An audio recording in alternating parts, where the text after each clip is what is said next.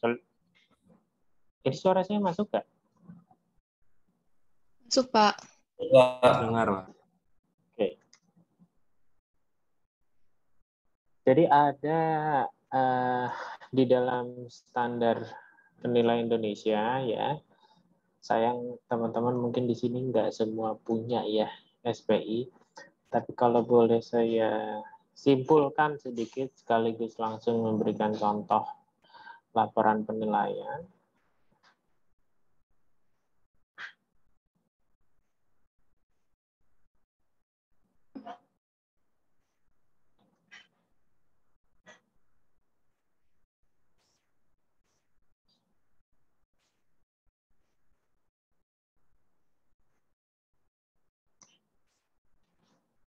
Oke. Yang pertama adalah harus melampirkan yang namanya surat ya atau pendahuluan kalau dalam standar penilaian Indonesia. Jadi di dalam surat atau pendahuluan itu harus tertera nomor proyek dan nomor laporan termasuk tanggal. Setelah itu yang pertama adalah alamat surat ya. Alamat surat ini keterangannya adalah alamat pemberi tugas ya, bukan alamat pengguna laporan.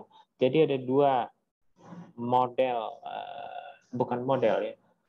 Ada dua sumber utama bagaimana proses pekerjaan penilaian itu dilaksanakan. Pertama adalah siapa yang memberikan tugas, yang kedua adalah siapa yang menggunakan laporan. Terkadang pemberi tugas dan pengguna laporan itu sama, tapi terkadang pemberi tugas dan pengguna laporan itu berbeda. Contohnya seperti apa? Misalnya pemberi tugasnya adalah saya. Nah, saya kebetulan mengagunkan aset saya berupa rumah tinggal. Yang berkepentingan sebenarnya terhadap laporan itu adalah pihak perbankan ya, pihak perbankan. Jadi pemberi tugasnya adalah saya, tapi yang menggunakan laporan adalah bank. Yang ngasih tugas, yang bayar si appraisalnya adalah saya, tapi yang ngasih yang usernya atau pengguna laporannya adalah pihak bank. Jadi ada perbedaan kalau bahasa Inggrisnya adalah client sama user ya. Client sama user. Nah, setelah itu Anda harus memberikan alamat surat termasuk prolog ya. Prolognya adalah seperti ini biasanya. Dengan hormat berdasarkan surat perjanjian bla bla bla bla antara kantor jasa pelayanan publik dengan PT bla bla bla, kami telah melakukan penilaian bla bla bla pada tanggal 6 sampai tanggal 9 Februari. Jadi ada beberapa item yang harus di-state dalam suratnya. Pertama adalah pendahuluan tadi ini. Pendahuluan itu harus ada SPK atau proposal ya antara si KJPP dengan si pemberi tugas. Ya, dengan si pemberi tugas, bukan pengguna laporan ya. Pada tanggal itu harus di-state dan di-state juga bahwa kita telah atau penilai telah melakukan peninjauan dan pemeriksaan kondisi aset tersebut per tanggal. Di sini saya kasih contoh bahwa inspeksi dilaksanakan dari tanggal 6 Februari 2018 sampai 9 Februari 2018. Jadi berapa hari itu? 4 hari ya? Iya, 4 Pak. hari. Oke. Kalau begini biasanya tanggal penilaiannya kapan? Kalau kita survei tanggal 6 sampai tanggal 9. Biasanya. Coba Andika. Menurut Andika, kalau kita inspeksi dari tanggal 6 sampai tanggal 9, ya, tanggal penilaiannya kapan? Kalau menurut saya tanggal 9 Februari 2018, Pak. Good. Artinya kamu ngambil tanggal terakhir inspeksi ya, supaya lebih yakin, supaya lebih confidence bahwa tidak ada perubahan dari hari pertama survei sampai hari terakhir survei gitu ya. Ada yang mau milih tanggal 6 Februari? Ada, boleh juga, silahkan ya. Tidak dilarang berdasarkan SPI. Tidak dilarang. Tapi sebaiknya adalah ambil tanggal terakhir inspeksi. Yang pertama adalah identifikasi status penilai. Sebelum ini saya mau bilang bahwa saya sebenarnya sudah coba membaca contoh laporan DJKN untuk penilaian NJOP. Jadi sebenarnya sama aja ya, hanya lebih simpel, jauh lebih simpel dibandingkan laporan penilaiannya KJPP. Jadi mungkin saya akan kasih materi terkait dengan penilaian yang dinilai oleh KJPP. Nah, kalau kalian mampu melakukan penilaian seperti ini, sebenarnya nanti menyesuaikan dengan format DJKN itu jauh lebih mudah, begitu ya. Karena nggak ada begini-beginian ya. Identifikasi status penilai bukan KJPP, tapi Anda sebagai seorang penilai DJKN atau penilai pemerintah atau penilai PBB, gitu ya. Kalau di sini identifikasi status penilai harus jelas. Pertama adalah siapa kami, siapa kita, ya. KJPP ABC dan rekan adalah suatu badan hukum yang berbentuk persekutuan yang memiliki izin usaha dari Menteri Keuangan nomor bla bla bla melalui SK nomor bla bla bla pada tanggal bla bla bla. Ada berapa partner di KJPP-nya? Di sini ternyata persekutuan memiliki 10 orang rekan, termasuk pemimpin rekan, yang semuanya merupakan penilai publik yang telah memiliki izin dari Menteri Keuangan. Jadi semua rekannya adalah penilai publik. Memang ada Pak rekan bukan penilai publik? Ada. Memang boleh Pak? Boleh. Tapi terbatas ya. Komposisinya 1:3. Jadi ada misalnya ahli hukum jadi partner, atau akuntan jadi partner, atau ya investor ya, pemodalnya jadi partner juga sekaligus, itu boleh. Tapi perbandingannya adalah 3:1. Kalau Anda punya 3 penilai publik, 1 yang boleh non penilai publik, dan seterusnya. Ya, berlaku kumulatif. Nah, ada statement juga ya, bahwa dalam mempersiapkan laporan penilaian ini, kami bertindak secara independen. Inilah yang katanya penilai publik ya. Ini mungkin beda sama teman-teman nanti. Penilai PBB atau penilai DJKN. Anda bukan penilai independen, tapi Anda adalah penilai pemerintah. Ya, on behalf of pemerintah. Nah, kalau kami, ini nggak boleh on behalf oleh satu parti atau 2 parti. Jadi harus independen. Kalau saya ditunjuk pemerintah, misalnya ditunjuk DJKN atau DJP, ya, itu sama saya ditunjuk oleh si Seno atau si Hilal. Jadi nggak ada bedanya. Mungkin kalau Seno sama Hilal bayarnya lebih lama dan fee-nya lebih kecil, tapi kalau oleh DJP atau DJKN fee-nya lebih besar. Tapi perlakuan kita sebagai seorang penilai publik itu harus sama, ya. Saya mau konsep ini sama dulu ya, karena kalian saat ini posisinya belum bertugas di instansi masing-masing, jadi harus punya mentalitas yang sama bahwa pada dasarnya kita harus berpihak independen. Ya, bahwa kalian nanti on behalf of your institution, tapi belum tentu dalam hal penilaian harus memberatkan keberpihakan kepada institusi kalian, gitulah. Siapa tahu yang dinilai adalah lahan yang ingin digunakan untuk kepentingan bersama, gitu. Jadi tidak boleh berat sebelah, ya. Imparsial, tanpa adanya benturan kepentingan dan tidak terafiliasi dengan pemberi tugas ataupun pihak-pihak yang terafiliasi dengan pemberi tugas. Jadi ini juga harus di-state ya. Mungkin saja kita independen, tapi ternyata kita affiliated. Ya. Jadi misalnya saya ternyata punya hubungan darah jauh gitu ya dengan Aula. Aula menugaskan untuk satu kepentingan penilaian tertentu gitu loh. Bahwa saya bertindak secara independen iya, tapi saya punya benturan afiliasi. Punya benturan afiliasi. Nah, itu harus di-state juga ya. Ada 2 pendapat terkait hal ini, boleh tetap dilakukan, tapi boleh juga dilempar ke partner lain. Jadi yang bertanggung jawab itu partner lain, bukan atas nama saya, misalnya atas nama partner saya yang lain. Itu boleh. supaya pekerjaannya tetap bisa dikerjakan oleh KJPP, ABC, dan rekan ini. Karena ABC dan rekan kan punya 10 partner nih, 10 rekan. Apa ya 10-10-nya punya hubungan afiliasi dengan aula atau saudara? Enggak ya. Misalnya saya kebetulan, ya udah saya lempar ke orang karena saya ragu gitu. Saya kayaknya nggak bisa deh menghindari benturan kepentingan ini, atau kayaknya independensi saya akan terganggu karena dia saudara saya mau bagaimanapun. Oke deh, si partner A aja yang ngerjain. Gitu ya, jadi rezekinya partner A kalau begitu. Oke. Nah, bisa juga bahwa tidak memiliki kepentingan apapun ataupun keuntungan pribadi terkait dengan penugasan ini. Nah, di poin inilah Anda sebagai penilai pemerintah tidak bisa lepas dari ini. Ya, Anda sebagai penilai pemerintah tidak bisa lepas dari ini.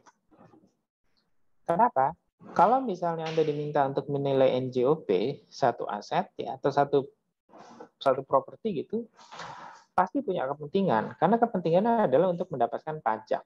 Nah, kepentingan ini yang tidak bisa dihindari. Itulah kenapa yang saya bilang bahwa independensinya memang agak berbeda gitu loh. Level independensi penilai pemerintah dan penilai publik. Karena memang kepentingannya juga berbeda.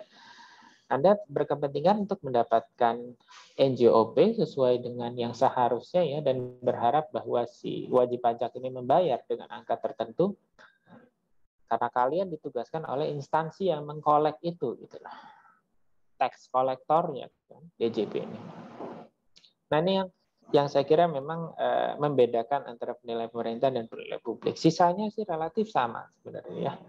Sisanya relatif sama.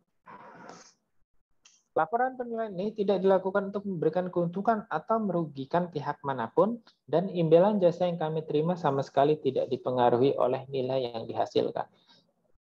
Ya, saya rasa ini kurang lebih sama ya. Kita nggak, fee-nya itu tidak terkait dengan nilai. Jadi jangan berpikir bahwa jadi penilai bisa dibeli nih gitu, nilai bisa dibeli nih, beli aja penilainya gitu, fee-nya dilebihin supaya nilainya masuk dan seterusnya. Nah, itu nggak boleh dan harus di state ya. Selanjutnya adalah identifikasi pemberi tugas yang tadi saya sampaikan di awal ya. Yang pertama, nama pemberi tugas termasuk alamat, nomor telepon, dan penanggung jawabnya. Ini saya kebetulan suka MU ya. Mungkin ada dari teman-teman yang suka MU juga. Jadi saya pakai Alex Ferguson, Sir Alex Ferguson sebagai direktur utamanya. Ya. Ini dummy ya, ini report dummy untuk ujian waktu itu.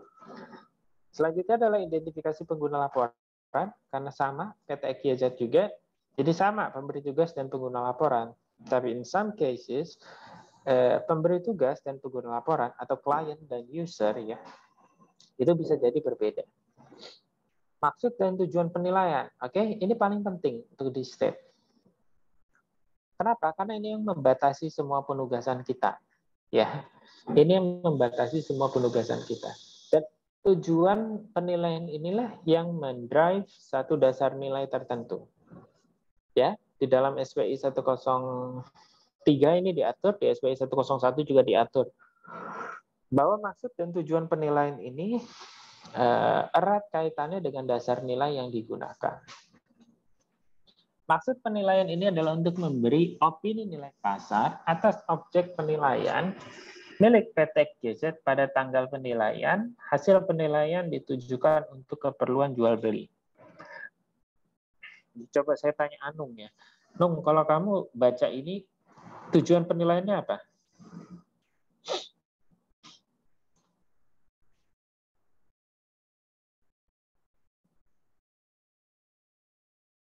Untuk mengetahui nilai dari properti tersebut, soalnya mau dijual kan? Ya, semua penilaian mau tahu nilainya, tapi untuk apa tahu nilainya? Dari statement ini. Kan jelas itu ya. Tujuan penilaian apa sih dari statement ini?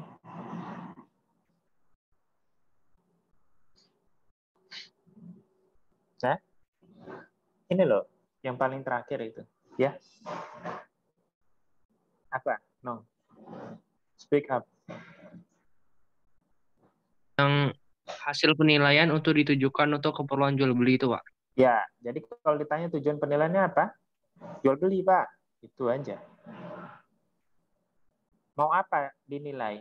Saya ada perlu nih, mau jual beli. Ya, kita nggak peduli dia dari pihak penjual atau dia pihak pembeli, ya. Karena jangan sampai nilainya beda. Nanti kalau Anung ditunjuk oleh pihak penjual nilainya 10. Ditunjuk oleh pihak pembeli nilainya 9. Pak, murah lah, saya maunya murah nih beli. Ya namanya orang beli ya, maunya semurah-murahnya. Kalau orang jual maunya semahal-mahalnya. Oke? Jadi harus bebas dari dua kepentingan itu ya, dari dua kutub itu. Apalagi kalau tujuannya jual beli. Karena selalu ada kepentingan yang berseberangan. Ya, selalu ada kepentingan yang berseberangan. Nah, karena penilaian ditujukan untuk jual beli, maka ya dasar nilai yang digunakan adalah nilai pasar, ya, nilai pasar. Selanjutnya adalah identifikasi objek penilaian. Jadi ini tolong nanti sangat bermanfaat ya ketika Anda masuk ke penilaian properti komersial. Saya akan sampaikan contoh laporan ini lagi ya. Harus di-state dengan jelas. Saya ambil contoh sebenarnya objek penilaiannya commercial property ya, yaitu hotel. Yang menjadi objek penilaian ada hotel Han yang terletak di bla bla bla bla. Objek yang dinilai secara umum diuraikan sebagai berikut. Jenis properti adalah real property, berupa properti bisnis khusus ya.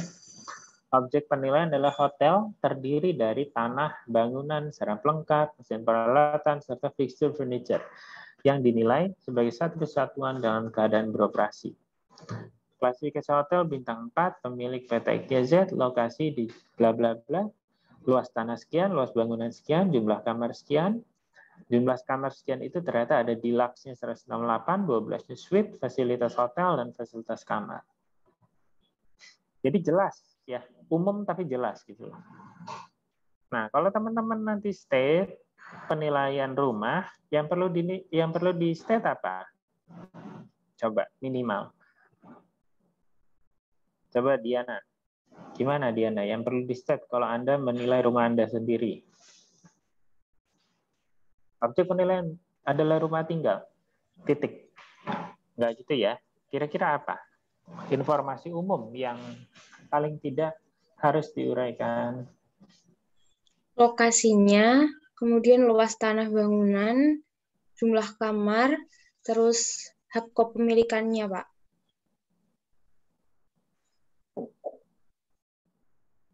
Oke. Spek nggak perlu ya. Spek nggak perlu ya. Nanti ada di dalam uraian bangunan. Jadi luas tanah, luas bangunan, alamat ya, jenis properti, sama objek penilaian. Jenis propertinya apa namanya? Rumah tinggal tuh. Residensial. Jenis propertinya. Real property, Pak. Real property. Iya, real property. Betul, real property ya. Selanjutnya adalah identifikasi bentuk kepemilikan. Sertifikat jangan kamu state dulu di sini ya. Objek penilaiannya nggak bicara sertifikat. Kan boleh nggak sertifikat dinilai ya. Misalnya masih berupa AJB atau PPJB atau belum sertifikat, masih SKT, masih surat keterangan waris, dan seterusnya ya.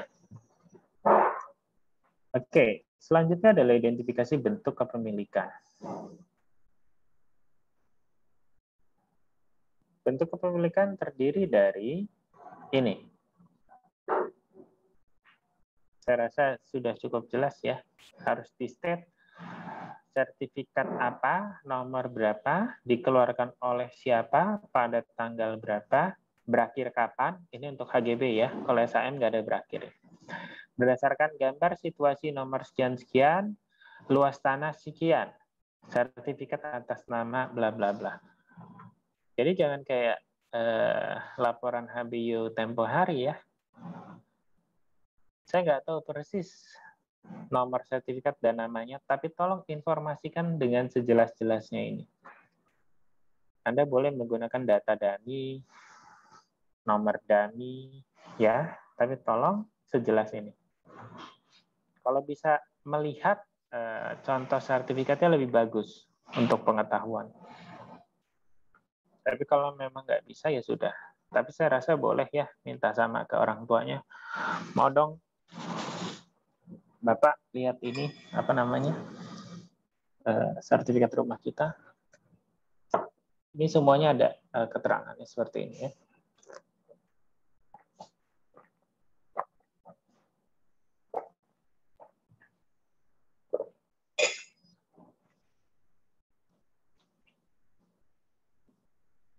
Oke, dasar nilai yang digunakan. Penilaian disusun berdasarkan SPI edisi 6 2015. Sekarang edisinya sudah 7 2018 ya, termasuk peraturan DJKN. Kalau ada nanti Anda masukkan. Ya. Jadi based on SPI dan based on apa? PMK sekian-sekian gitu, misalnya ya. Tentang penilaian untuk NJOP misalnya. Di mana dasar penilaian yang sesuai untuk tujuan penilaian ini adalah nilai pasar. Mungkin kalau DJKN State dasar nilai yang berbeda, misalnya nilai wajar atau nilai pasar untuk penggunaan yang ada atau apapun itu boleh digunakan juga, ya. Yang jelas dasar nilainya itu sebelum didefinisikan itu harus dikasih tahu dulu, diinformasikan dasar nilai kenapa saya menggunakan nilai pasar itu karena ini loh, based on SPI loh. Nanti misalnya Diana nilai berdasar nilai wajar, basisnya ini loh PMK nomor sekian-sekian tentang apa. Ya, PMK tahu ya? Peraturan Menteri Keuangan ya. Nah, setelah sudah diketahui dasar nilai-nilai apa, didefinisikan. Ya, ini tumpak blok copy paste, harus copy paste, jangan dimodifikasi macam-macam ya dari sumber utamanya. Kalau pakai SPI langsung di state SPI mana, kalau pakai PMK langsung di state PMK yang mana ya. Lantas tanggal penilaian ini sudah kita bahas tadi ya. Jenis mata uang yang digunakan. Oke. Dalam penugasan ini mata uang yang digunakan apa? Kalau rupiah berarti pakai Rp, kalau USD pakai USD. Ya. Di stat juga nih, kami mengingatkan bahwa penggunaan nilai tukar selain yang tercantum dalam laporan ini tidak berlaku. Jadi nggak boleh didefinisikan menggunakan mata uang yang lain. Ya. Kalau mau USD atau dua misalnya, USD dan rupiah itu juga boleh. Nggak ada masalah. Selanjutnya adalah tingkat kedalaman investigasi, ya. Yang pertama adalah inspeksi. Kapan dilakukannya inspeksi? Ya. Apakah punya keterbatasan atau tidak untuk mengamati kondisi objek penilaian? Di sini saya state bahwa tidak mengalami keterbatasan. Artinya apa? Kita bisa menginspek semua objek penilaian yang signifikan, yang berpengaruh dalam proses penilaian. Tapi misalnya ada satu ruang keramat gitu yang tidak boleh dilihat. Misalnya si siapa? Faisal ya. Faisal rumahnya ada ruang keramat, tempat nyimpan keris dan benda-benda pusaka lainnya. Nah, Faisal ini minta Gerald untuk nilai. Si Gerald survei, set, kamar depan boleh masuk, gudang boleh masuk, ada kamar yang nggak boleh masuk. Penasaran dong kita sebagai penilai, jangan-jangan atapnya bolong nih, kata si Gerald kan. Alasannya aja ada benda pusaka dan seterusnya. Tapi pemberi tugas apa ya, tidak menghendaki lah klien untuk appraisal untuk masuk. Oke. Kita menghormati juga privasi itu, tapi diinformasikan kan. Oh ini ternyata ruang keramat, banyak benda pusaka dan keris peninggalan sesepuh dan seterusnya ya. Kira-kira Beda nggak Pak strukturnya? Sama kok Pak, kata dia. Semuanya sama Pak, nggak ada beda. Hanya nggak boleh aja orang masuk gitu. Angker katanya. Oke deh, ya udah. Berarti di state ya di dalam sini bahwa dalam melakukan inspeksi kami mengalami keterbatasan untuk masuk dalam satu ruangan yang terletak pada lantai dasar objek penilaian. Cukup, titik. Jadi di state kalau ada yang tidak bisa dimasukkan. Entah itu karena hal-hal yang sifatnya privasi maupun hal-hal lain. Oke, lantas selanjutnya penelaahan. Di state juga dari hasil inspeksi dan data atau informasi yang diterima, maka setelah dilakukan penelaahan, kami tidak menemui data atau informasi yang tidak jelas dan tidak dapat diverifikasi kepada pihak pemberi tugas atau pihak terkait lainnya. Apa sih Pak contohnya? Misalnya pemberi tugas kan memberikan kopi sertifikat ya. Tadi si Gareth nih ngasih kopi sertifikat ke Faisal. Nih sertifikat rumah saya. Tapi sertifikatnya ini masih sertifikat tahun awal-awal kemerdekaan. Sertifikat tahun 70 nih. Umurnya udah 40 tahun nih. Udah butek banget. Di-scan lah sama si Gerald nih. Atau di copy. Tulisannya nggak kebaca. Ya kan? Ragu si Faisal. Waduh, ini angka 5 atau angka 6 ya kata dia. Takut juga nih, 7 dikira 2 nanti nih. Jadi nomor sertifikatnya berapa? Nah, atas namanya ini udah buram. Jadi mintalah ke Gerald si Faisal. Pak, ini nggak kebaca kopinya gitu. Jadi saya mohon diverifikasi ulang nih. Kalau boleh, saya juga lihat sertifikat aslinya. Wah, Pak, nggak boleh, Pak, kalau sertifikat asli. Oke, kalau emang nggak boleh, saya izin rekam ya omongan Bapak sebagai bahan saya memverifikasi kebenaran soft copy sertifikat yang saya terima. Karena kalau dari ini Bapak lihat sendiri ini nggak kebaca tulisannya. Ya kan? Oke. Si Faisal misalnya melakukan perekaman, recording, ya, interview. Untuk make sure bahwa ini sertifikatnya atas namanya benar, nomornya sekian, surat ukuran sekian, luasnya sekian, gitu ya. Clear ya? Kalau perhitungan dilakukan sesuai dengan KPI SPI, analisis juga dilakukan KPI SPI. Pak, boleh nggak di luar ini? Boleh. Berdasarkan apa? Misalnya berdasarkan metode lainnya yang belum diatur dalam KPI SPI. Misalnya apa, Pak? Berdasarkan jurnal terbaru. Misalnya kalian nilai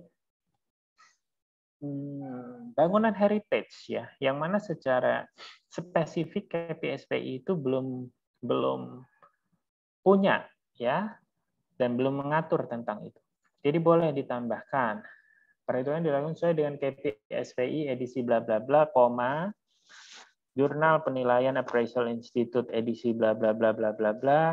Terus juga misalnya buku Appraisal Institute tentang Valuation of Heritage Building oleh bla bla bla bla bla bla. Analisisnya juga sama. Gitu ya.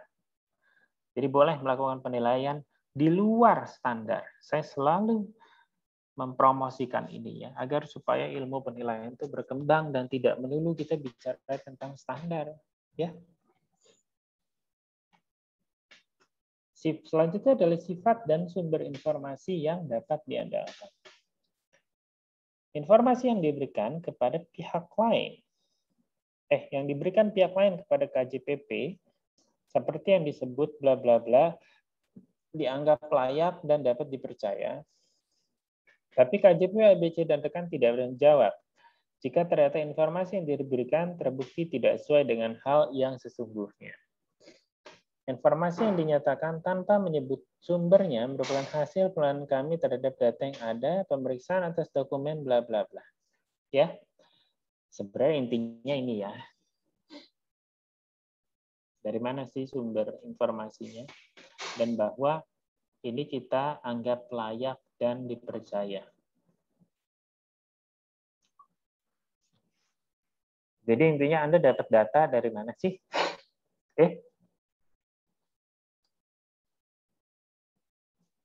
Asumsi dan asumsi khusus. Ada nggak asumsi dan asumsi khususnya? Kalau asumsi pasti ada ya, tapi asumsi khusus nggak wajib ada ya. Misalnya saya bacakan di sini. Apa sih yang disebut asumsi dan asumsi khusus? Contohnya itu gimana sih Pak? Misalnya gini. Ini asumsi. Objek penilaian dinilai tidak mempunyai masalah hukum dan kepemilikannya adalah sah, bebas dari sengketa dan dapat dialihkan haknya. Ya, in case ternyata si rumah Gerald bermasalah secara hukum, dengan dasar ini, dengan batasan ini, dengan asumsi ini, penilai bisa membentengi diri ya dari potensi-potensi keterkaitan hukum yang mungkin timbul akibat adanya sengketa dari asetnya Gerald. 2. Bahwa objek penilaian ditujukan kepada kami adalah benar merupakan properti dalam penilaian. Jangan salah ya. Ini ya pernah ada kasus penilai publik di Medan yang masuk penjara karena hal seperti ini. Kok bisa? Jadi ada satu objek penilaian berupa kebun ya. Let's say anggaplah sekitar 1.000 hektar. Kebun 1.000 hektar ini bersebelahan dengan kebun orang. Ya, ternyata pemberi tugas dan pendamping itu menunjukkan objek penilaian yang berbeda. Yang dia tunjuk itu ternyata kebunnya orang, bukan kebunnya dia. Tapi dinilailah oleh si penilai. Itulah. Hingga bermasalah secara hukum dan berakhir di penjara. Jadi cukup miris dan harus hati-hati sekali bahwa jangan sampai salah. Itulah sebabnya penilai harus melakukan verifikasi. Bahwa ini benar, asetnya sesuai, izinnya ada, dan seterusnya. Partner saya di Banjarmasin juga pernah salah ditunjukkan oleh pihak bank, kalau nggak salah. Ada 2 ruko berseberangan ya, benar-benar berseberangan sama persis. Si pihak bank nunjuk objek yang ini, disurvei, dinilai, keluar report. Ternyata setelah sekian hari selanjutnya diketahui sebenarnya objek yang dinilai adalah yang sebelah sini.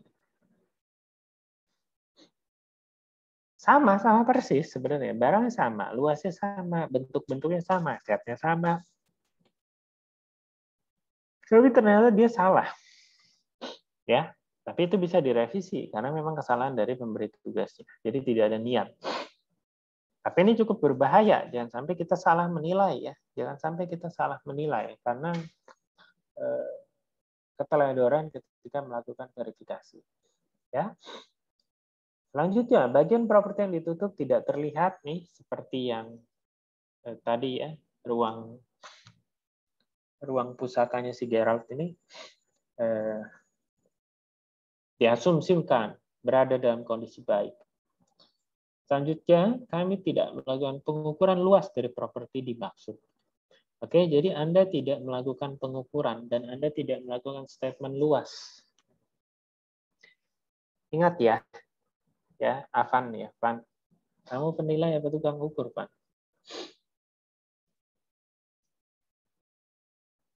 Mana sih Avan? Hadir, Pak. Ya, penilai apa tukang ukur? Iya, Pak. Gimana, Pak? Penilai tukang ukur. Penilai atau tukang ukur kamu?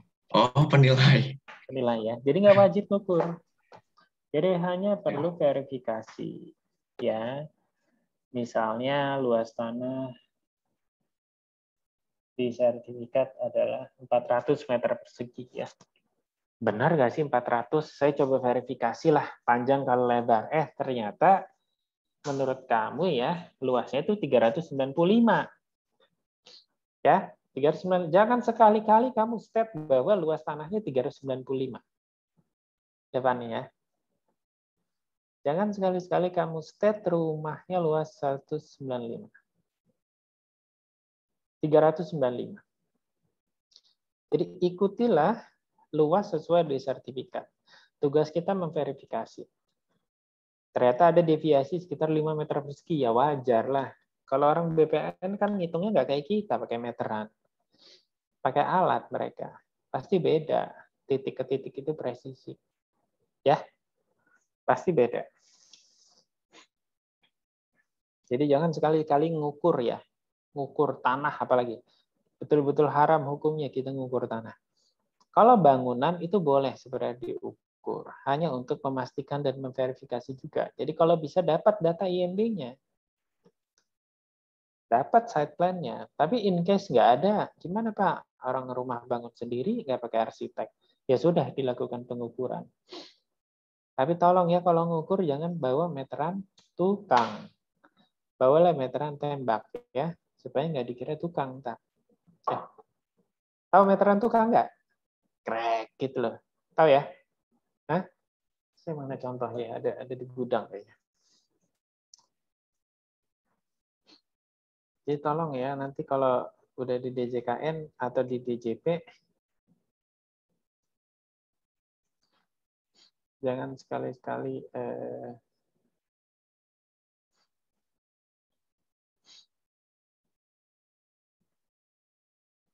saya coba share screen ya.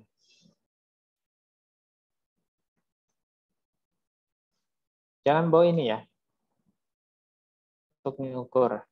Oke? Janganlah. Saya marahin staff saya kalau sampai dia bawa beginian. Bawalah meteran laser ya.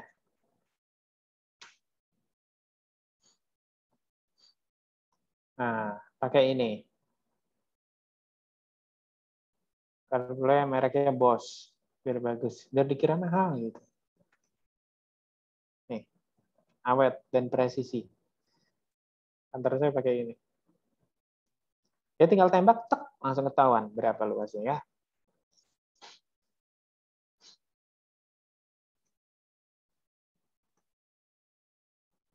Jadi udah tahu ya yang sebut meteran tukang apa ya.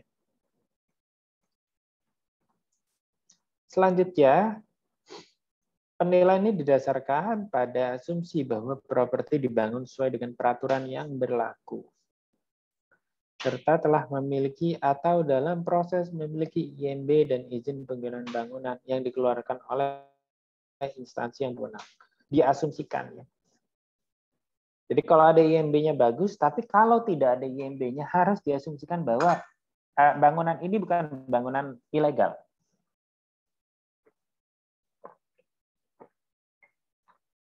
Karena kalau bangunan ilegal dan ternyata melanggar aturan tata kota, nah ini berpengaruh ke analisis HBU-nya ya.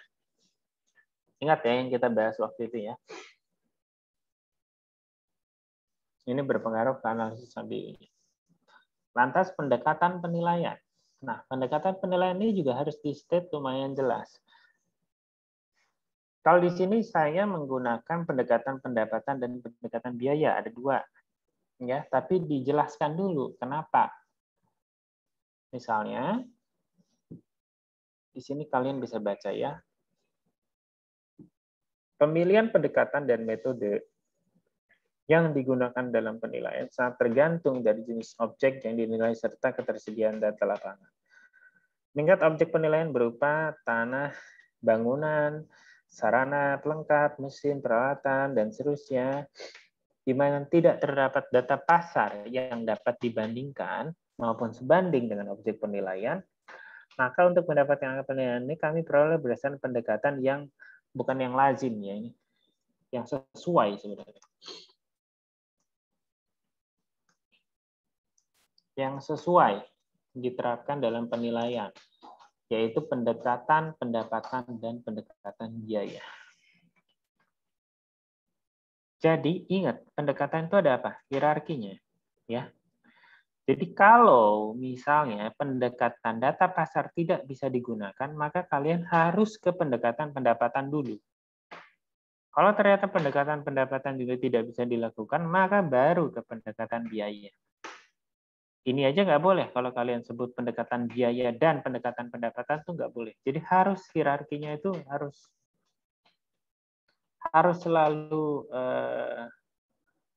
bergandengan ya, nggak bisa terpisah. Lihat di sini saya state bahwa tidak terdapat data pasar.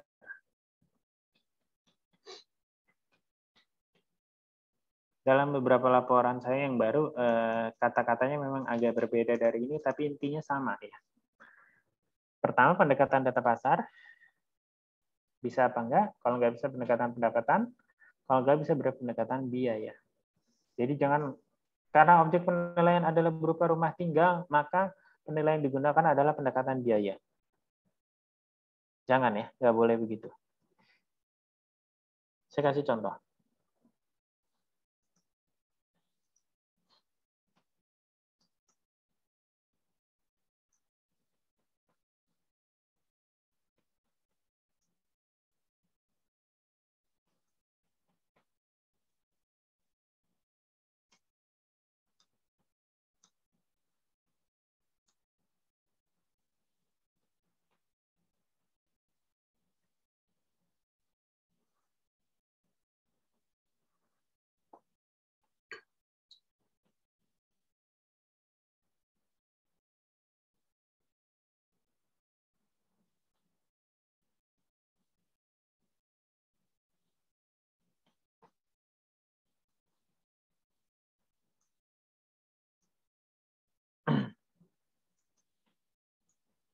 Kelihatan nggak? Kelihatan, Pak. Baca Kelihatan, ini. Pak.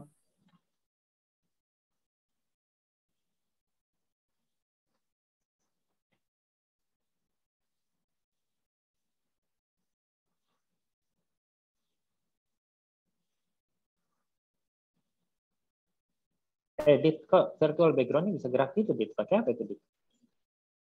Pakai video background, Pak. Oh, ada lah baru. Ada, Pak. Bukan GIF, bukan ya? Bukan GIF. Bukan. Bukan. Jadi kayak video aja, Pak.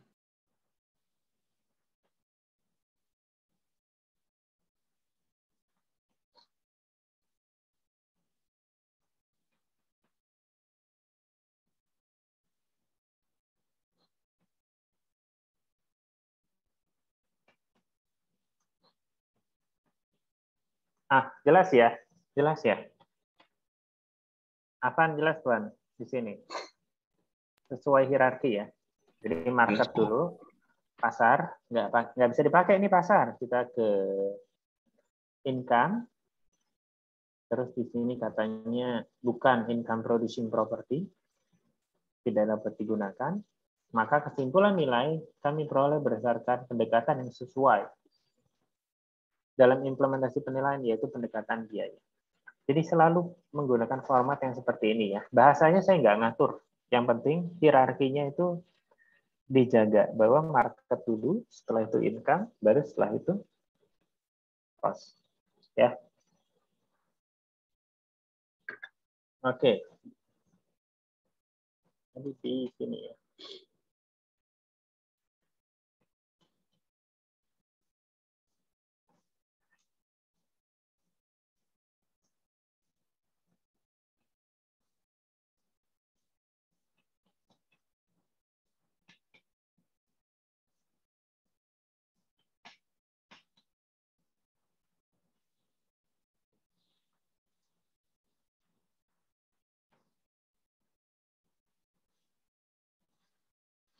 Ini nggak usah saya bahas ya, ini template sebenarnya. Anda bisa cari banyak referensi terkait ini ya.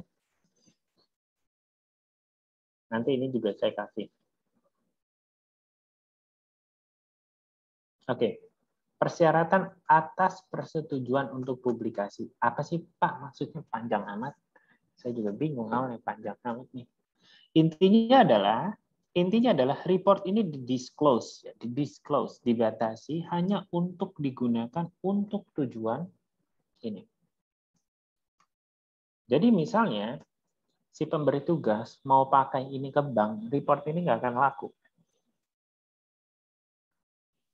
Paham ya?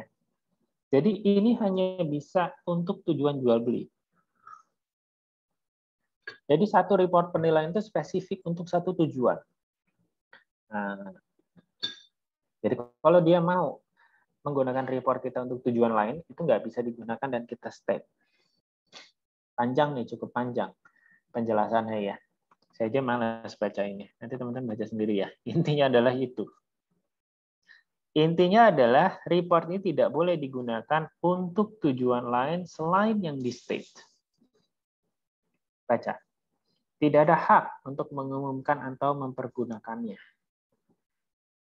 Kalau misalnya tanpa izin, kalaupun diberikan izin, hanya diberikan dengan syarat-syarat layak. Oke? Semua informasi yang berkaitan dengan penilaian tetapi tidak termaksud kesimpulan pendapat tentang nilai, kami terima dari pemberi tugas, termasuk hal-hal yang menyangkut kepemilikan tanah dan luas tanahnya, serta hal-hal yang relevan lainnya.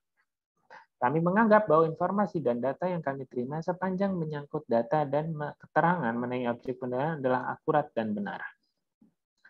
Penilaian di atas bergantung pada hal-hal sebagai berikut.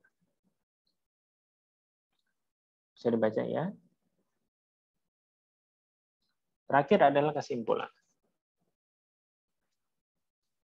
Nah, kesimpulan ini di-state dari awal sampai akhir. Kurang lebih template-nya seperti ini ya. Harus ada nilai pasar, harus ada dasar nilai, ya, objek penilaian,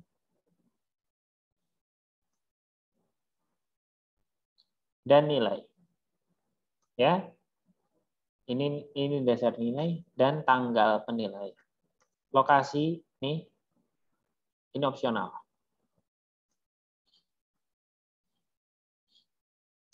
Ini opsional, boleh dipakai, boleh enggak. Ya. Kalian bisa ganti yang menjadi objek penilaian juga boleh. Enggak pakai yang terletak. Nah, ini nilai harus ada statement numbers sama statement words. Kalimat dan angka. Kata dan angka ya. Merupakan nilai pasar. Di state lagi. Ini sebenarnya boleh ini boleh nggak ada nih. Ya. Diganti di sini atau dua-duanya pakai juga boleh.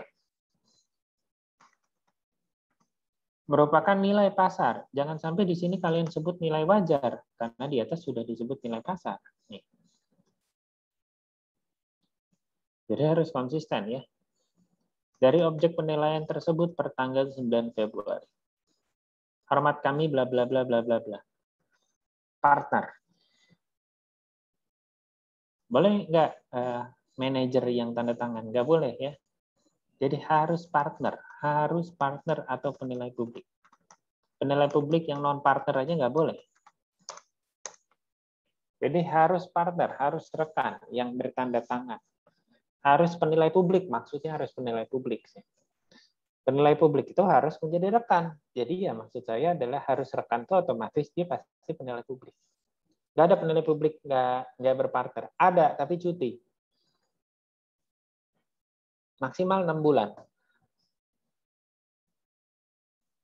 Jadi 6 bulan itu harus dapat KJPP. Ya.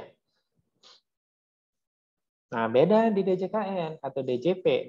DJP saya rasa yang tanda tangan bukan partner, karena nggak ada partner ya di sana. Misalnya kepala bidang atau kepala divisi apa, atau eselon 2, eselon 1 minimal yang mengeluarkan tanda tangan. Atau bahkan nggak ada tanda tangannya. Saya nggak tahu persis. Tapi kalau di KJPP adalah harus rekan dengan mencantumkan ini. Minimal. Boleh yang lain. Misalnya saya certified RICS, saya juga tambahkan nomor RICS saya. Atau ada yang certified Appraisal Institute, MAI, itu boleh. Ada yang ya macam-macam ya. Internasional, tapi yang paling top 2 itu RICS sama Appraisal Institute. Terus ada yang certified pasar modal, saya juga pasar modal, OJK, IKNB juga ada, jadi macam-macam di sini boleh ditambahkan sertifikasi penilaian lainnya, baik di dalam maupun luar negeri. Tapi yang jelas adalah ini minimal. Pak, boleh nggak yang tanda tangan penilai bisnis? Boleh nggak Aula? Dia partner, tapi dia kualifikasinya penilai bisnis. Kira-kira boleh tanda tangan nggak?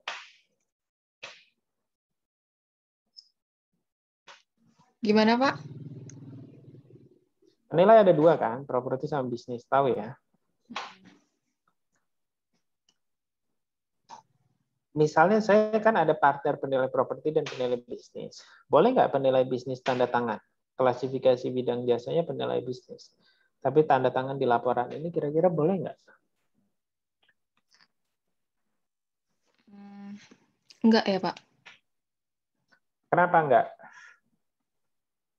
Karena bukan bidangnya. Karena ya, betul. Karena objek yang dinilai kan properti ya. Hotel itu kan berupa real property ya. Jadi nggak boleh ya. Tidak boleh tanda tangan sebagai penanggung jawab. Tapi kalau ternyata si partner penilai bisnis saya ini sudah ikut juga pendidikan properti nih. Misalnya dia sampai PLP 2 gitu ya. Cuman bukan penilai publik properti, dia penilai publik. Dia boleh sebagai apa? Sebagai reviewer ya. Tapi tidak boleh sebagai penanggung jawab. Oke? Jadi reviewer boleh non penilai publik. Boleh.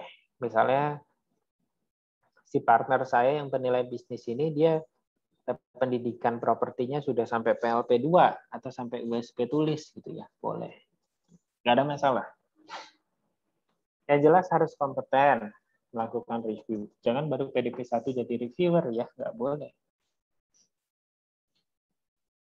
Oke. Sampai sini ada pertanyaan?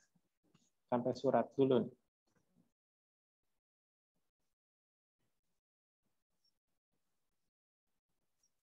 Nggak terlalu bersemangat ya kalau bahas masalah laporan ya. Pak, saya izin bertanya, Pak. Iya, boleh. Yang tadi mengenai syarat untuk publikasi itu loh, Pak. Ini boleh digunakan selain peruntukan report awal itu kalau dikasih syarat kayak gimana, Pak? Misalnya gini, ya. Report ini ternyata digunakan oleh kita kan dari pihak pemilik aset ya. Pemilik aset. Ternyata pihak pemilik aset ini mau ngasih report ini ke calon pembeli. Kita kan dari seller, dari penjual. Dia mau ngasih ini ke calon buyer gitu loh. Dia harus minta izin dulu sama kita. Dia mau meyakinkan calon buyer, Pak, aset saya ini dinilai oleh penilai independen nilainya sekian. Ah, masa? Mana buktinya kata si buyer kan? Ya udah saya tulis ya, saya kasih Pak, tapi saya izin dulu ya sama si KJPP. Minta izinlah dia ke kita. Tergantung kita nih, memperbolehkan atau enggak. Oke lah, bolehlah Pak. Tapi tambah fee 50% ya katanya. Nah, dapat proposal baru misalnya gitu. Kita buat 2 laporan nih, boleh. Tapi boleh Pak, tapi terbatas ya Pak. Ini untuk Bapak aja nih. Jangan kemana-mana lagi nih selain ke buyer. Jangan dilelang nih. Kalau bayarnya ada 5 ya dikasih dia semua. Report kita kan gawat juga. Boleh Pak, tapi spesifik nih ke PTA sebagai potensial buyer. Ya udah kita kasih izin, kita kasih surat ke perusahaannya bahwa boleh report kita ini digunakan untuk calon buyer atas nama PT ABCD misalnya. Gitu. Nah, kalau misalnya ternyata Pak orangnya itu tuh salah memperlakukan Pak. Nah, itu tuh kalau ketahuan ada hukumannya juga Pak bagi seorang sellernya itu Pak. Sebenarnya kita yang bisa menuntut, si KJPP yang bisa menuntut. Jadi bukan otomatis dia ada hukuman perdata ya, cuman kan dia ngelanggar nih. Ngelanggar kontrak, karena di kontrak juga kita udah state biasanya. Jadi kita bisa tuntut itu. Bahwa report kita disalahgunakan. Bukan disalahgunakan, disebarluaskan tidak sebagaimana mestinya. Belum nyampe ke penyalahgunaan ya, tapi bisa saja karena disebarluaskan lantas disalahgunakan. Pernah, sering dulu, sekarang memang udah enggak lagi ya. Karena pemberi tugas juga hati-hati terkait hal itu. Ada lagi? Terima kasih. Izin bertanya, Pak. Oke.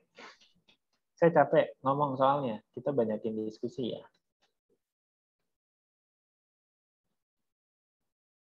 Izin bertanya, Pak. Tadi kan untuk laporan penilaian itu harus ada dasarnya, Pak. Kalau misal kayak kita mahasiswa ini kan belum punya SPI gitu, dan dasar dari laporan penilaian itu menggunakan apa ya, Pak? Kalau praktek membuat laporan gitu, Pak? Ya tetaplah ceritanya Anda pakai SPI. Jadi diasumsikan pakai itu aja gitu. Bukan, ya, bukan diasumsikan, ya.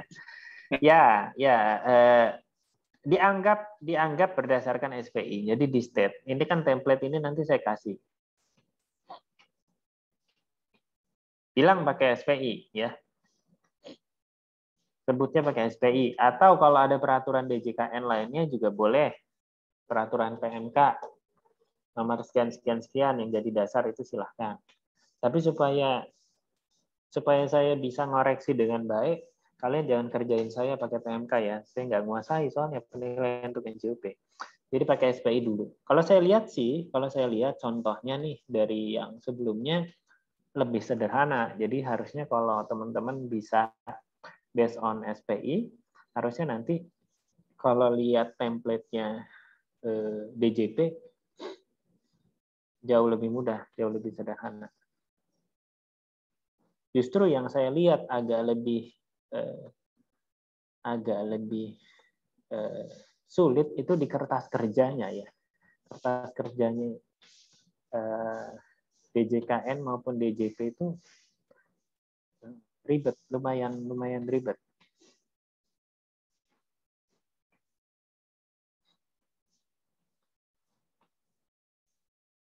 Oke. Setelah di state angkanya, di sini kalian tambahkan juga ringkasan hasil penilaian atau resume hasil penilaian. Jadi kalau misalnya anggaplah kita melakukan penilaian rumah tinggal ya, si guru nih, kamu nilai rumah tinggal, ini di state lagi ya, seperti ini keterangannya ya, dengan rincian nilai. Misalnya apa? Yang kamu nilai kan tanah, ya. Ada tanah, ada bangunan, terus biasanya ada sarana, prasarana ya. Kayak misalnya ada pagar, kayak misalnya ada paving block, perkerasan, itu kan dibuat uraian terpisah. Jadi misalnya tanah nilainya 100, setelah itu saya kasih contoh lagi ya. Ini melanggar SPI nggak ya, kebanyakan ngasih contoh. KJP sendiri.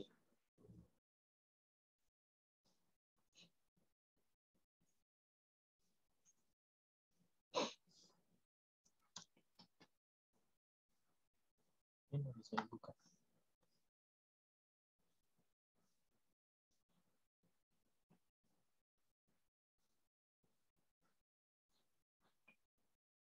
Ini nggak ada.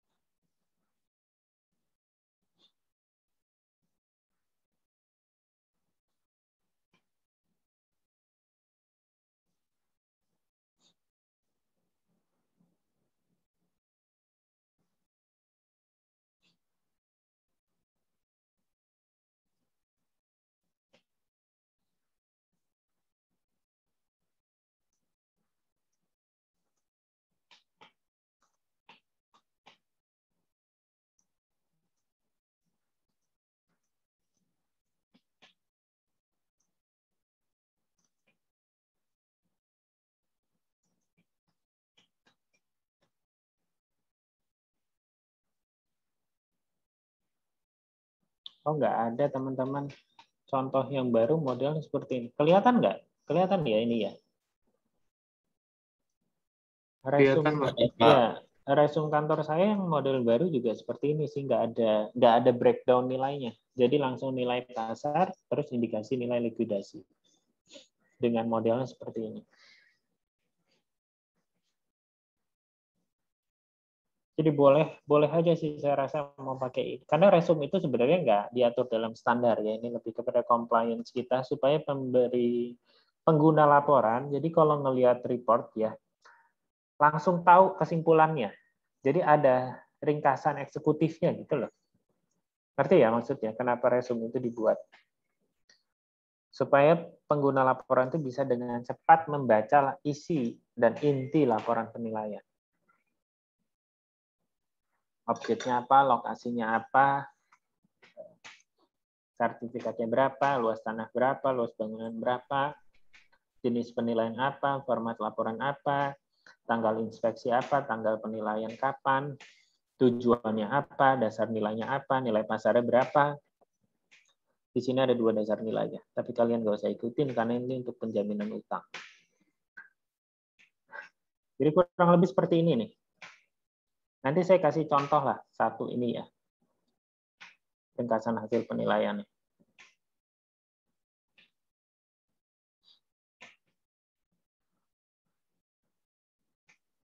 Oke. Setelah itu ada pernyataan penilai ya. Pernyataan penilai ini sebenarnya menegaskan ada beberapa hal yang menjadi syarat-syarat pembatas dalam penilaian ini. Ya, jadi tolong ini diikuti saja nanti. Setelah ini ada tanda tangan, ya. Jadi yang tanda tangan itu tidak hanya pemberi tugas, tapi timnya. Di sini gimana, Dit? Udah dibuat kelompoknya ya? Nanti tolong langsung infoin ke saya ya. Nama, nomor absen. Jadi dibuat nanti pakai Excel aja, nama, nomor absen, sama objek penilaian. Jadi misalnya nanti ya, etok-etoknya, tahu ya etok-etoknya ya. Pura-puranya teman-teman bertindak yang satu sebagai penanggung jawab, sebagai reviewer, dan sebagai penilai. Ya. Jadi satu-satu nih. Pak, kalau nilainya penanggung jawab nanti lebih besar ya daripada nilainya reviewer. Enggak ya. Jadi ini bebas saja ya, placement nama saja. Supaya kalian membiasakan diri sesuai dengan format penilaian yang standar. Jadi ada penanggung jawabnya, ada reviewer, dan ada penilai. Setelah itu buat daftar isi, kita masuk ke laporan penilaian. Ya. Nah, laporan penilaian itu di sini kalau saya buat ringkasan eksekutifnya, ya, seperti resume tadi nih. Yang kedua adalah deskripsi objek penilaian, sebenarnya juga redundant dari yang di depan tadi di bagian surat. Itu cukup lengkap ya. Kalau kalian nanti nggak usah selengkap ini karena yang dinilai hanya rumah tinggal ya.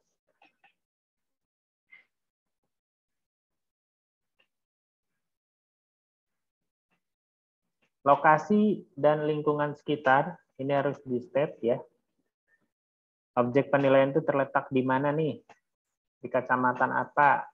Di kelurahan apa? Di kota mana? Provinsi mana? Misalnya dalam hal ini adalah objek penilaian berada di Jalan Dr. Saharjo. Jalan Dr. Saharjo itu termasuk jalan apa? Di sini saya state bahwa Dr. Saharjo adalah jalan kolektor primer menuju jalan utama di daerah tersebut dan merupakan lalu lintas 2 arah. Ya, yaitu dari selatan ke utara dan sebaliknya dengan intensitas kendaraan yang ramai. Perkerasan jalan terbuat dari aspal, lebar jalan kurang lebih 12 meter. Di lokasi atau di jalan Dr. Saharjo ini telah dilengkapi fasilitas trotoar, saluran air, median jalan. Ya, selanjutnya, lokasi objek penilaian berada di kawasan perkantoran, perdagangan, dan jasa. Misalnya kalian nilai rumah tinggal, seharusnya sih beradanya di kawasan permukiman. Kalau misalnya rumah saya berada di kawasan perkantoran ataupun perdagangan dan jasa, gimana Pak? Ya boleh, tulis saja. Serta terdapat permukiman penduduk yang merupakan kawasan bebas banjir. Ini juga penting di state Di sekitar merupakan bangunan rumah tinggal, bangunan kantor, dan bangunan tempat usaha.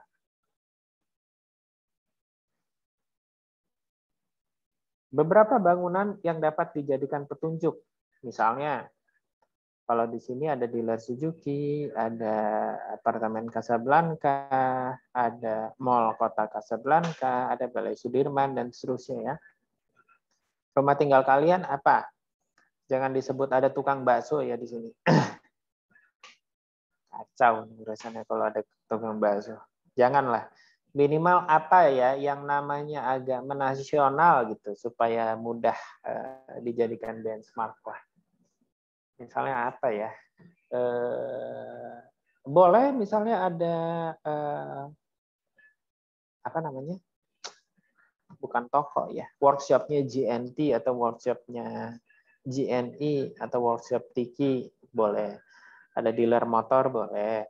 Ada rumah makan yang namanya agak terkenal di kawasan tersebut itu juga boleh. Memang untuk apa sih Pak? Ini ya untuk memudahkan pengguna laporan. Ya, untuk memudahkan pengguna laporan bahwa biar dapat bayangan gitu loh. Oh, aset ini sebenarnya dekat dengan landmark ini loh. Dekat dengan point of interest ini loh, gitu ya. Terus juga penting untuk memberikan sedikit keterangan bahwa kalau mau ke lokasi objek penilaian itu via mana? Di sini kan dijelaskan bahwa lokasi objek penilaian dapat ditempuh dari arah selatan ke arah utara melalui jalan bla bla bla, kemudian lurus hingga melewati flyover bla bla bla. Kemudian putar arah melalui jalan Dr. Sarjo. Terus diberikan keterangan peta objek penilaian. Ya, berikan keterangan. Selanjutnya masuk ke uraian tapak. Tapak properti berbentuk menyerupai persegi tidak beraturan. Dengan luas tanah berapa? Dengan lebar yang menghadap jalan itu berapa? Dan lebar yang menghadap jalan yang lain adalah berapa? Ya, jadi misalnya hadap depan 10 meter, ke belakang 20 meter. Berarti luasnya kurang lebih 200 meter persegi. Kalau ini karena di hook ya, jadi dia berbatasan dengan dua jalan. Terus batas properti, sebelah utara apa, barat apa, timur apa, selatan apa. Saya lihat di laporan HBU teman-teman sudah ada ya. Terus dokumen tanah, tadi yang sudah kita diskusikan di depan ya. Nah ini perencanaan kota. Ini harus di state ya.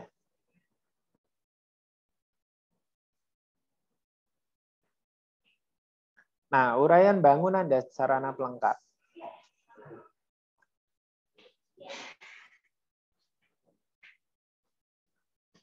Hotel Han terdiri dari beberapa masa bangunan, yaitu bla bla bla.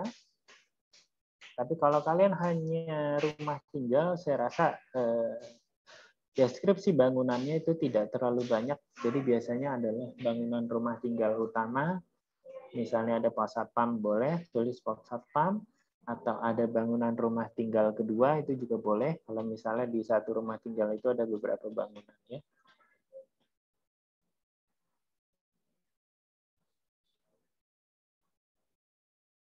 Nah, perlu juga di state seperti ini ya. Ya. Perlu di state seperti ini nih. Putri. Ini Putri.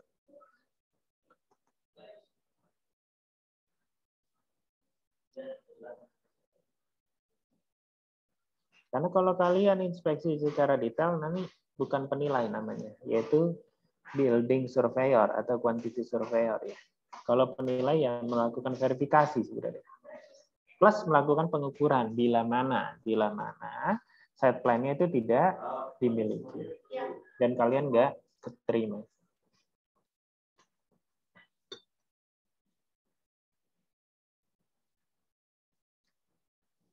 Oke, mesin peralatan kita skip ya, karena Anda tidak melakukan penilaian mesin dan peralatan. Selanjutnya adalah analisis pasar. Nah, ini yang kemarin banyak ya di apa namanya? Di analisis HBU-nya ya. Analisis pasar dulu nih sebelum analisis HBU. Jadi kalau saya sih mudahnya adalah gambaran ekonomi makro ya. Makro itu kita bicara lokasi wilayah ya. Wilayah secara makro. Jadi misalnya yang dinilai adalah Kota Palembang. Berarti bicaranya adalah pertumbuhan ekonomi Kota Palembang. Atau kalau mau lebih luas lagi pertumbuhan ekonomi Sumatera Selatan. Tapi kalau bisa adalah dibatasi per kota administratif, kota atau kabupaten administratif ya. Jadi daerah tingkat 2-nya. Pertumbuhan ekonomi, inflasi, suku bunga. Setelah itu kita masuk ke industrinya. Jadi kalau yang di value adalah hotel, berarti kita bicara hotel market overview. Kalau yang di value adalah residensial, maka bicara residential market overview. Residential market overview yang sesuai dengan lokasi objek penilaian.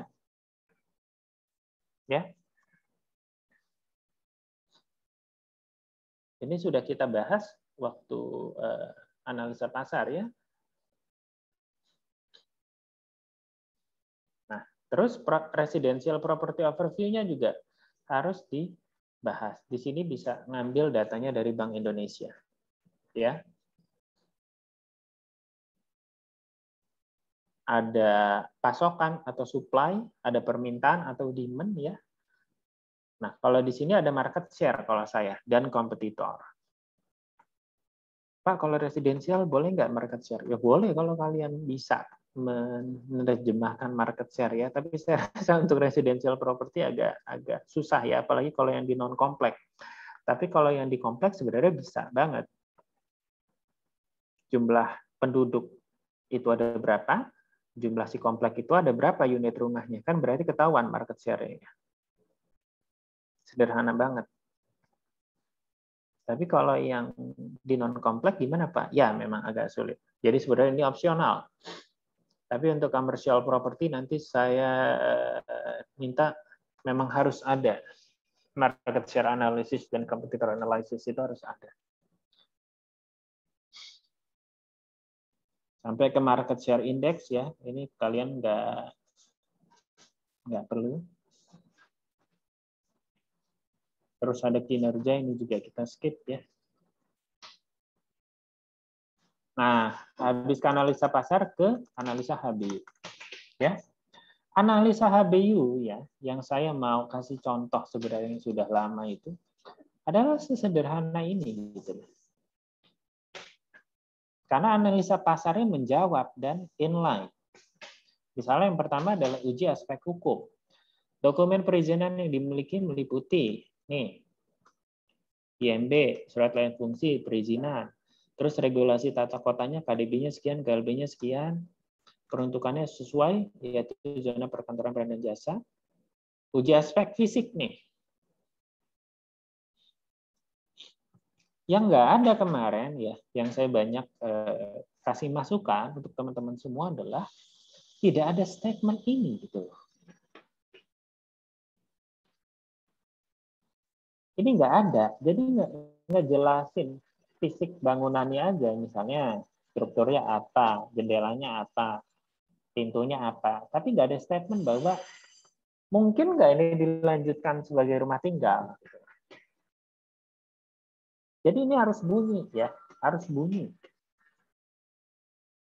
Bunyinya di mana sebenarnya? Waktu di deskripsi bangunan, waktu di sini.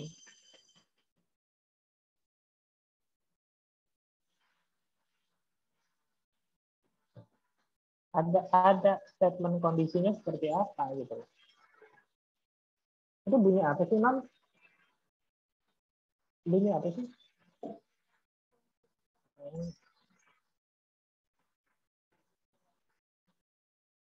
Berisik ya saya. Suara itu. Oke, balik lagi ya.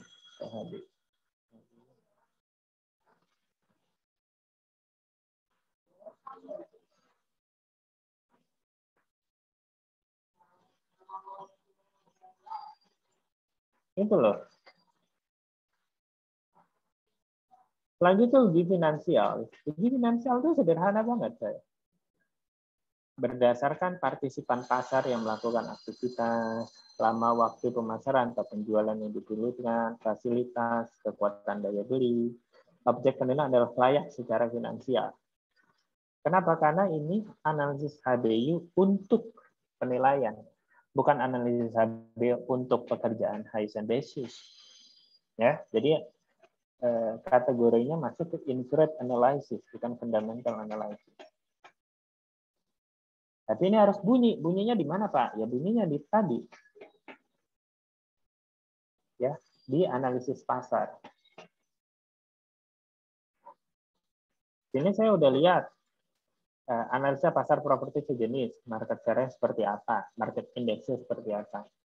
Pendapatan bersih objek penilaian menunjukkan performa positif.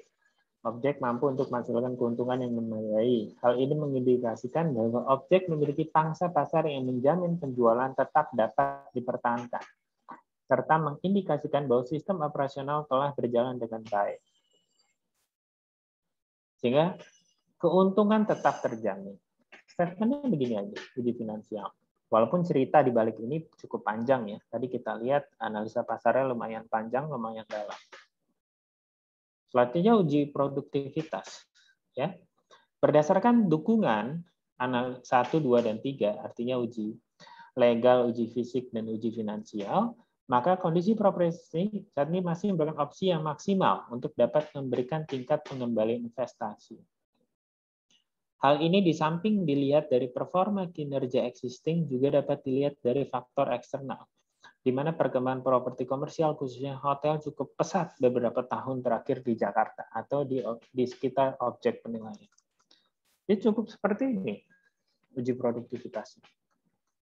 Selama dukungannya nyata di uji hukum, uji fisik, dan uji finansial, harusnya produktivitasnya otomatis produktif, gitu ya.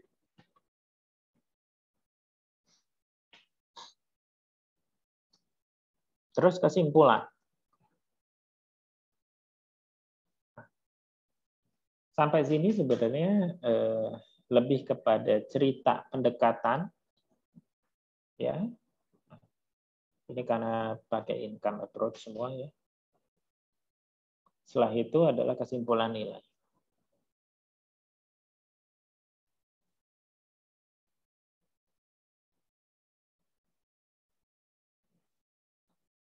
Setelah itu udah. Karena kalian pakai pendekatan biaya ya, kemungkinan besar kan kalau nilai rumah tinggal pakai pendekatan biaya. Harusnya saya kasih contoh seperti ini ya. Pertama adalah nilai tanah ya. Nilai tanah itu dihitung menggunakan metode perbandingan langsung. Kita state data pasarnya, apa saja yang available yang kalian gunakan dalam metode perbandingan langsung. Di sini dibuat petanya ya, di mana lokasi objek, di mana data 1, data 2, dan data 3. Dan diberikan keterangan. Data 1 itu apa sih? Sertifikatnya apa? Letaknya di mana? Luasnya berapa? Data 2 itu sama, data 3 juga sama. Setelah itu hal-hal terkait dengan data pembanding yang digunakan harus di-state. Sebanding dan sejenis. Jadi kalau nilai rumah tinggal, jangan sampai datanya data industri ya. Datanya juga rumah tinggal. Kalau nilai rumah tinggal, jangan pakai data komersial. Datanya juga harus rumah tinggal. Yang digunakan ada berapa pembanding? 3 misalnya. 4 boleh Pak? Boleh. 5 boleh Pak? Boleh.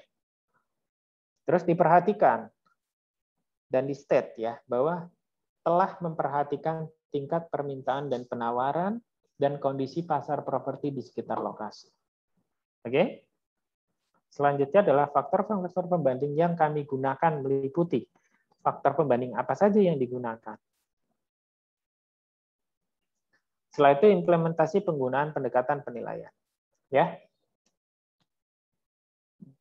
Pemilihan pendekatan dan metode yang digunakan dalam penilaian sangat tergantung. Ini sama seperti penjelasan tadi di awal ya. Ingat hierarki, Pertama, pendekatan pasar. Di state, pendekatan pasar tidak dapat digunakan. Objek penilaian juga bukan income producing property, sehingga pendekatan pendapatan juga tidak dapat digunakan. Nah, kesimpulan nilai diperoleh berdasarkan pendekatan yang sesuai dengan implementasi penilaian, yaitu pendekatan di biaya. Diceritakan lagi, nilai tanah diperoleh dengan menggunakan metode perbandingan data pasar, yaitu melalui analisa transaksi atau penawaran, dan seterusnya, dan seterusnya. Nilai bangunan itu dihitung dengan metode depreciated replacement cost atau DRC, atau biaya pengganti terdepresiasi. Selanjutnya kesimpulan nilai. Berapa nilai tanah? Berapa nilai bangunan? Di sini ada banyak bangunannya ya, ada showroom dan seterusnya. Totalnya berapa? Terus statement akhir.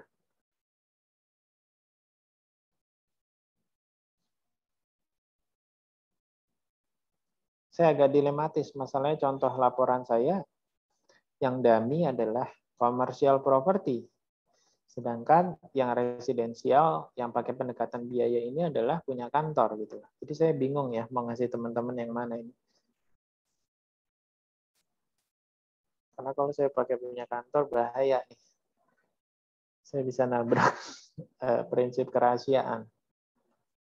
Jadi mungkin saya kirim dulu yang commercial property ya, karena prinsipnya sebenarnya kurang lebih sama. Saya juga mau tes nih teman-teman cukup kreatif nggak melakukan modifikasi dari format laporan commercial property menjadi format laporan residential property, karena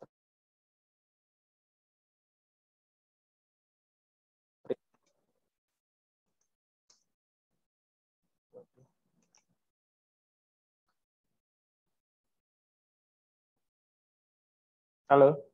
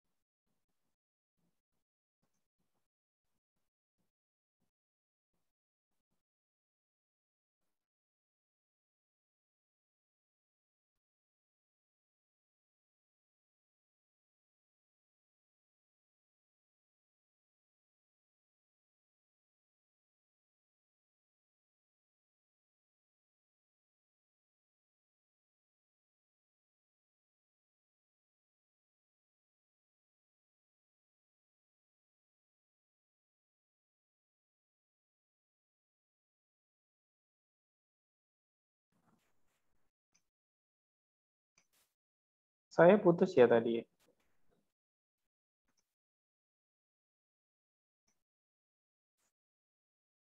Iya kayaknya Pak. Lah, ini kok Harizul Akbar start screen sharing nih? Ada dua Pak Harizul Akbar ya Pak. Wah, belum keluar yang tadinya. Ya, tadi itu dilematisnya ya, saya cerita. Zoom-nya agak nge-hang tadi nih. Saya Ctrl Alt saya close. Saya mungkin akan kasih teman-teman contoh reportnya commercial property yang dummy ya, tapi tolong bisa dimodifikasi ini. Kira-kira bisa nggak modifikasinya? Harus sama atau sama persis? Harus yang residensial, Pak? Gimana? Kalau harus residensial ya saya coba untuk buat dummy dulu nih. Dummy reportnya ya. Supaya ini keterangan-keterangan sensitifnya bisa dihapus dulu gitu. Gimana? Atau mau langsung yang supaya sekalian belajar Pak, yang komersial aja? Silakan. Enaknya yang residensial menurut saya, Pak. Biar ada gambaran dikit. Enaknya aja kamu.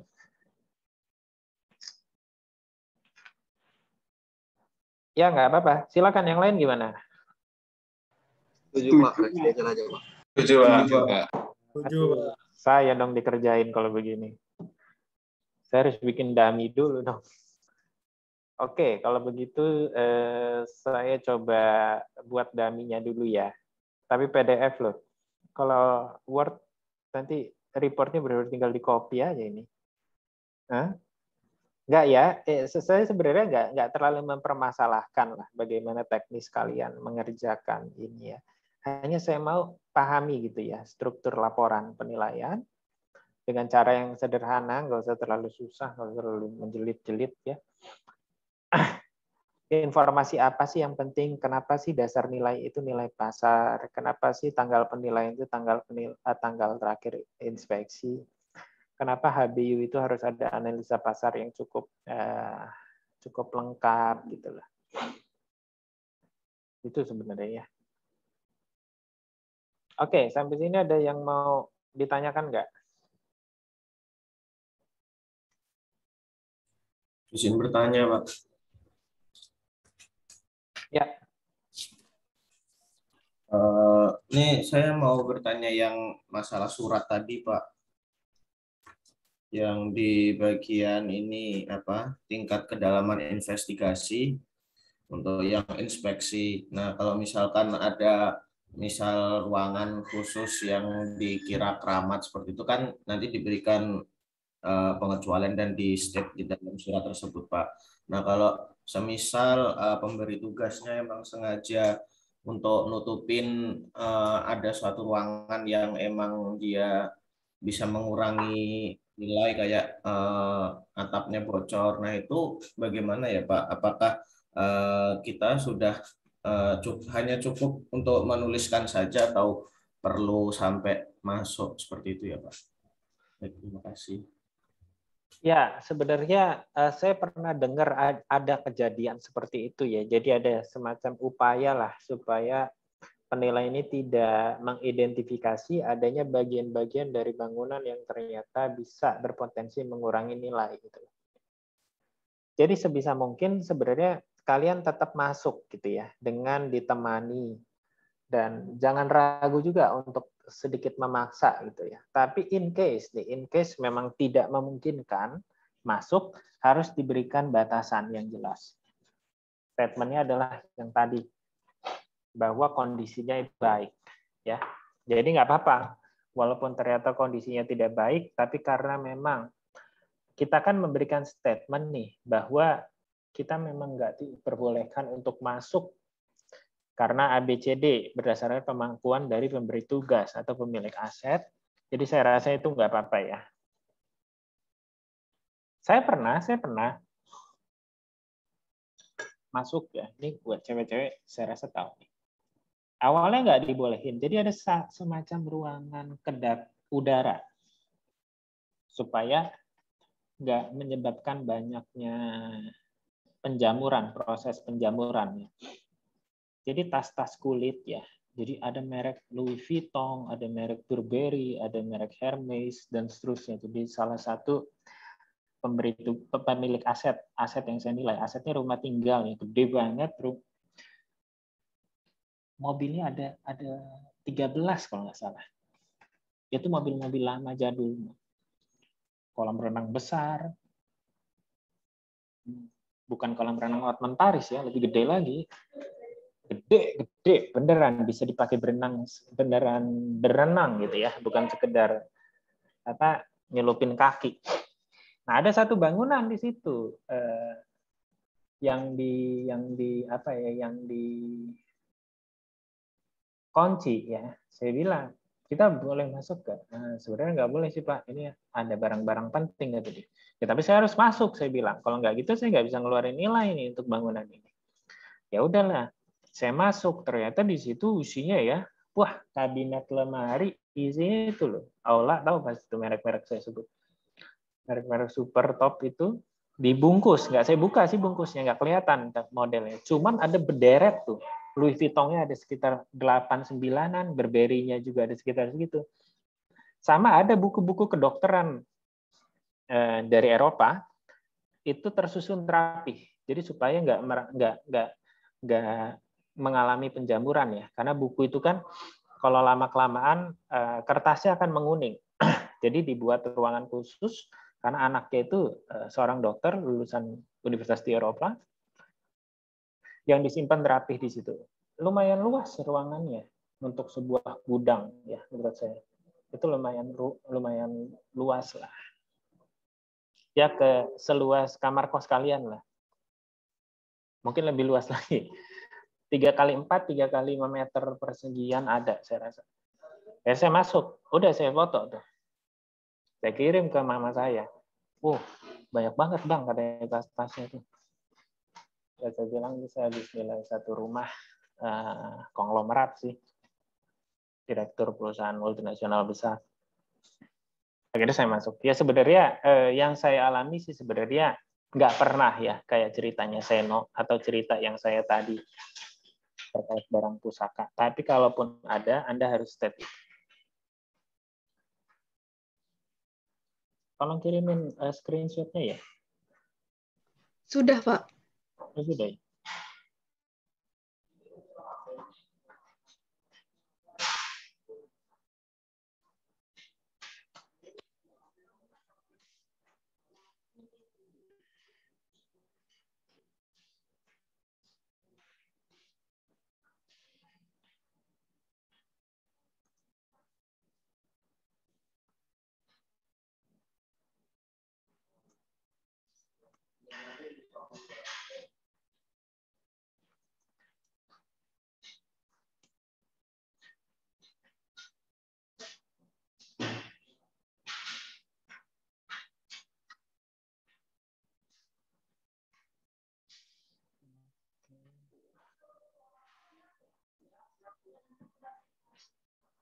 Ada yang mau ditanya lagi?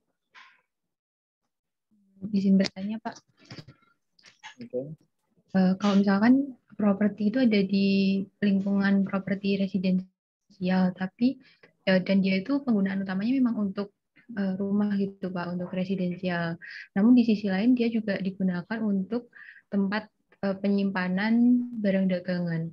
Nah itu boleh nggak Pak kalau misalkan propertinya itu tetap dianggap sebagai properti residensial? Boleh, memang harusnya properti residensial dia. Untuk yang tempat penyimpanannya itu berarti kalau nggak nggak dianggap gitu nggak apa-apa Pak? Nggak apa-apa, cuman kamu tambahkan aja informasi di uraian bangunannya nanti bahwa rumah tersebut sebenarnya digunakan sebagai tempat penyimpanan dan tidak ditinggali. Nah bedanya gini, bagaimana Pak kaitan sama nilai? Nah ini dua hal yang berbeda sebenarnya. Kalian kan tinggal di rumah ya, pasti pernah ninggalin rumah dalam jangka waktu yang lama. Misalnya tinggal di rumah kos deh, misalnya balik lebaran tuh balik lagi ke tempat tinggal kosnya. Pasti ada bagian-bagian yang kotor ya. Entah itu ada apa namanya? Sarang laba-laba atau ada yang mengelupas catnya dan seterusnya. Nah, kecenderungannya bangunan yang digunakan sebagai gudang itu level kecepatan depresiasinya lebih tinggi atau lebih lama dari rumah ditinggali? Biasanya lebih cepat ya. Jadi lebih cepat mengalami keusangan fisik. Nah, level keusangan fisiknya itu harus diterjemahkan sebagai pengurang nilai dibandingkan rumah tinggal yang memang dihuni. Jadi sebenarnya mau itu gudang sama rumah kosong menurut saya kurang lebih sama ya. Rumah kosong juga sama tuh. Rumah yang tidak ditinggali itu biasanya ada adjustment terkait dengan depresiasi fungsionalnya yang cenderung lebih besar daripada rumah yang ditinggali. Yang nggak boleh adalah dia buka usaha. Nah, apalagi di DKI ya, kalau kalian menemukan rumah tinggal yang digunakan sebagai tempat usaha, itu sebenarnya secara peraturan melanggar. Tapi dalam kacamata penilai itu tetap bisa dinilai. HBU-nya apa? HBU-nya adalah rumah tinggal. Kita nggak bisa bilang HBU-nya adalah kantor ya, karena secara zonasi dia peruntukannya adalah rumah tinggal atau residensial atau permukiman. Terima kasih, Pak. Oke, ada lagi mungkin? Jadi saya agak telat ya, jadi silakan kalau mau ada yang ditanyakan. Izin bertanya, Pak. Oke, saya izin ke toilet dulu bentar ya. Oh iya, Pak.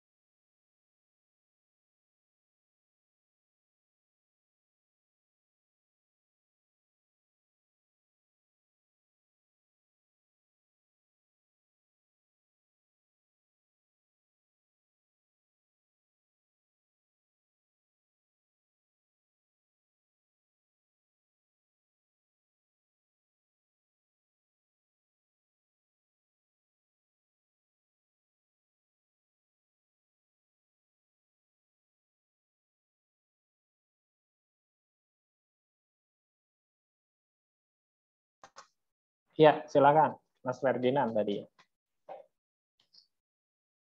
Iya, Pak. Pertanyaannya, ada tanah di sekitar Pak yang baru diduga oleh BPN itu melewati batas jalan. Setelah itu, Pak, sekarang masih dalam proses pemeriksaan apakah itu memang benar melewati batas jalan atau tidak. Pertanyaan saya, Pak, apakah di dalam laporan penilaian, seandainya tanah itu kita nilai gitu, apakah sudah bisa kita asumsikan kalau itu bermasalah gitu, Pak, dalam hukumnya gitu, Pak? Ya, selama ada keterangan pendukung terkait hal tersebut, saya rasa boleh saja. Saya rasa boleh itu. Jadi nanti kalau bahwa itu bermasalah secara hukum itu boleh di-set seperti itu, Mas. Halo? Dengar ya? Maaf, Pak, tadi ada suara agak berisik, Pak. Ya, Jadi ada kurang terdengar, Pak. vakum di atas. Ya, jadi intinya gini, selama dokumentasi hukum terkait hal tersebut itu ada ya, kalian bisa gunakan itu sebagai dasar untuk melakukan adjustment ataupun pemotongan terhadap tanah tersebut. Tapi sebenarnya ya, bentar dulu ya, saya coba. Suara laptop istri saya kedengaran.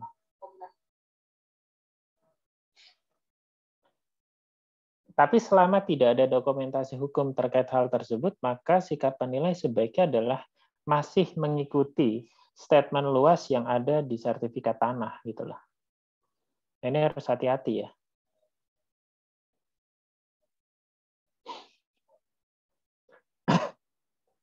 Jelas ya? Jelas, Pak. Terima kasih, Pak. Ya.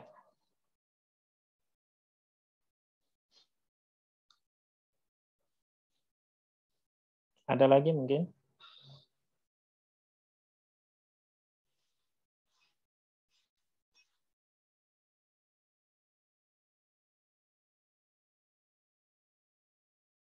Ada lagi mungkin? Izin bertanya, Pak. Ya. Jadi nanti Pak di laporan penilaian itu kan ini udah ada template-nya, Pak. Terus nanti itu tinggal kita copy terus kita sesuaikan gitu ya, Pak. Ya, jangan di-copy sebenarnya ya, ditulis ulang ya. Jangan di-copy juga. Kalau di-copy nanti kalian nggak menghayati gitu loh. Nggak menghayati, nggak ya gimana ya? Selayaknya kita mengcopy sebuah dokumen lah. Jadi kurang sensitif gitu loh, merasakan apa yang sebenarnya kita tulis ya. Jadi paling nggak dipahami dulu report ini, setelah itu ditulis ulang, disesuaikan.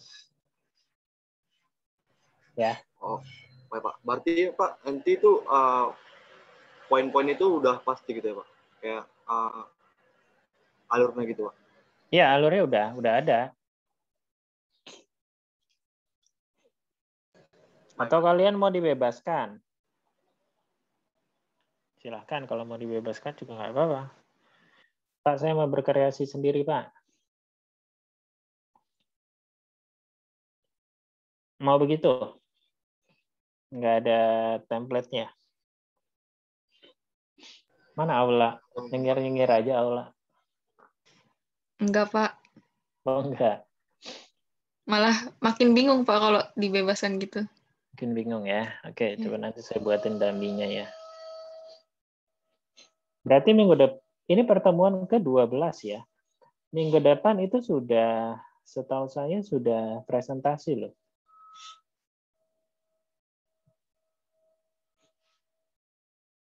Coba saya lihat RPS-nya.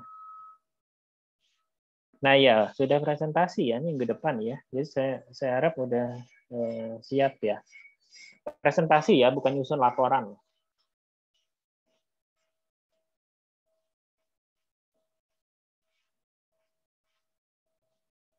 Siap ya, minggu depan presentasi. Ini beberapa kelompok, Dit? Total, Dit?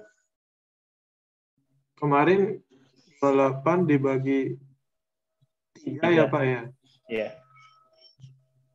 Ada yang 4, 1, berarti 9 kelompok. 9 ya? Pak. 9. Oke, 9 kelompok berarti saya harap bisa 4 atau 5 ya. 5 kelompok ya. Karena tugas akhirnya nanti ini. Report itu. Laporan penilaian. Jadi nggak usah pusingin laporan dulu, yang jelas persiapkan dulu penilaiannya, nanti sekalian mempresentasikan ya. Ada lagi yang mau ditanyakan?